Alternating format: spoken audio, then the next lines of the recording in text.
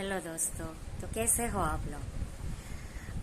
आशा रखती हूँ कि आप अच्छे हो, ठीक हो, आपके घर में सब ठीक है, आपकी तबीयत ठीक है, आप खुश हो। मैं भी ठीक हूँ।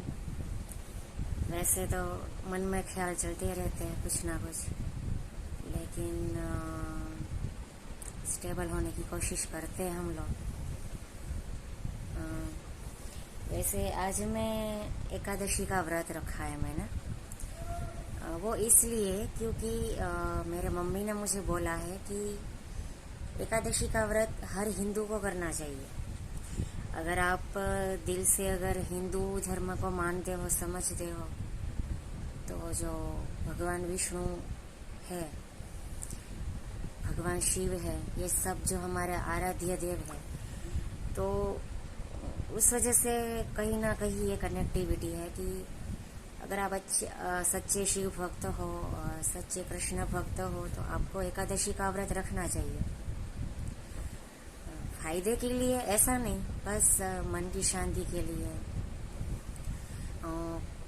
आप ज़्यादातर काम में रहते हो, रोजिंदा कुछ ना कुछ चीज़ें करते रहते हो, लेकिन हम कभी अपने धर्म को लेकर या अपने मन की शांति को लेकर हम कभी कुछ करते नहीं हैं। इतना हम टाइम नहीं दे पाते जो हमें देना चाहिए। तो ये जो व्रत रहते हैं हम, ऐसे कोई ना कोई डेज होते हैं जो किसी ना किसी वजह से किसी देव या देवी को या हमारे किसी भी रिलीजियस कंसेप्ट को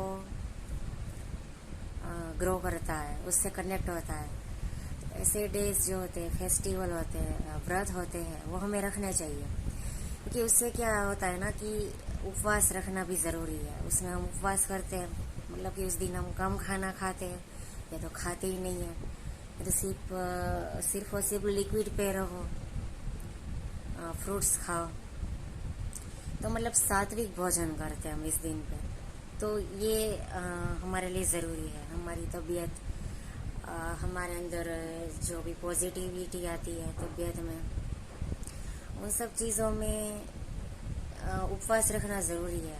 तो यही दिन होते हैं जिसके वजह से हम उपवास कर पाते हैं, हमारी हेल्थ सुधरती है, और उसी के साथ कनेक्टेड कहीं ना कहीं मेंटल स्ट्रेस कम हो पाता है, मतलब मन की शुद्धि हो पाती है। मन, दिमाग, हमारे सोच विचार, हर चीज़ जो रोज़ के जो टेंशन होते हैं जॉब को लेकर या किसी रिलेटिव को लेकर, तो कुछ ना कुछ होता ही रहता है, उसको लेकर तनाव में रहते हैं हम।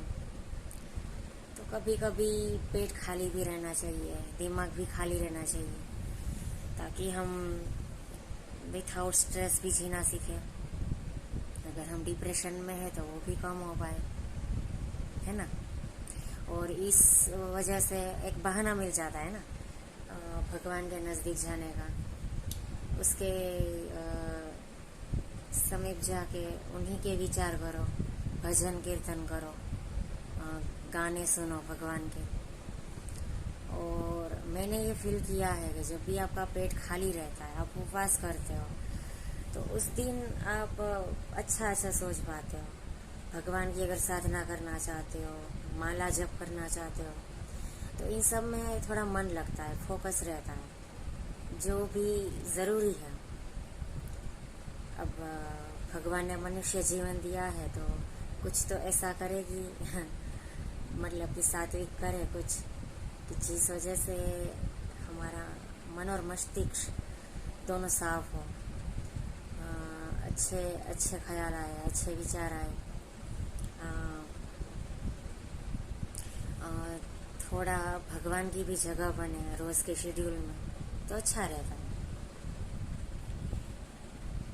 और दूसरा रीज़न ये है कि एकादशी रहने का कि आजकल ना मैं थोड़ी भगवान कृष्ण और विष्णु के समीप जा रही।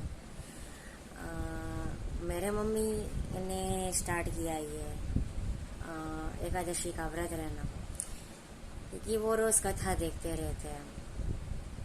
टीवी पे वृंदावन की कथा देखते हैं।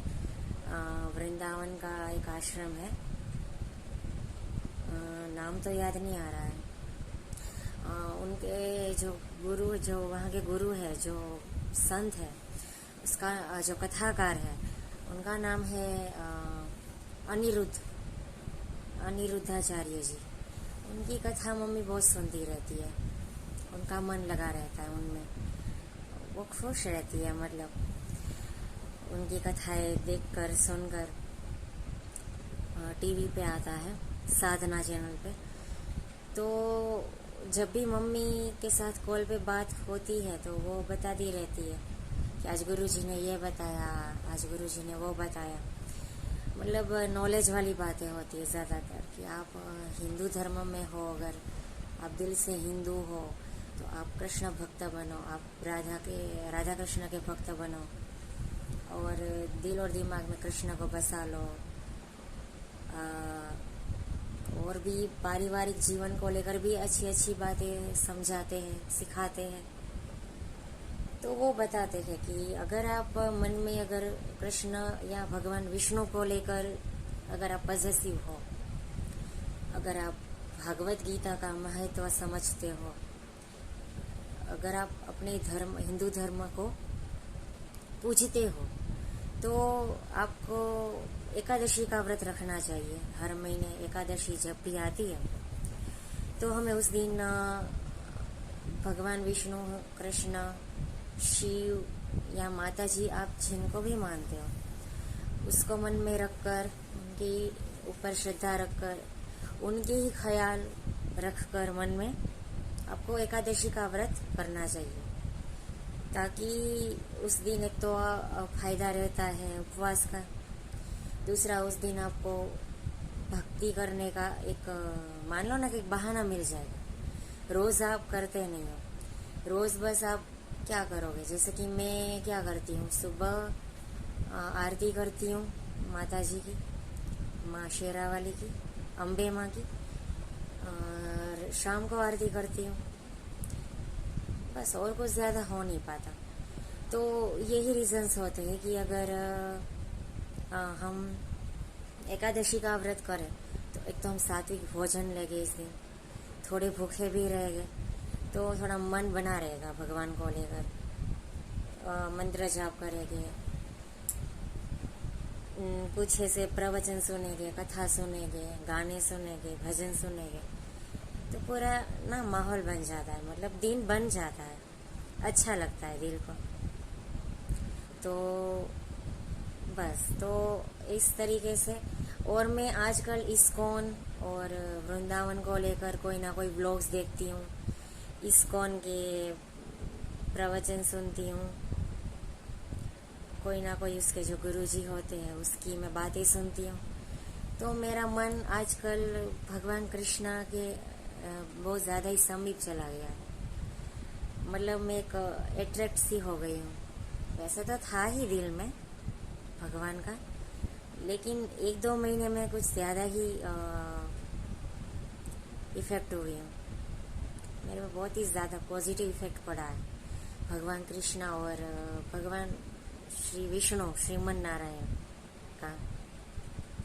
तो इस वजह से भी मैं एकादशी का व्रत रखने का सोच ही रही थी।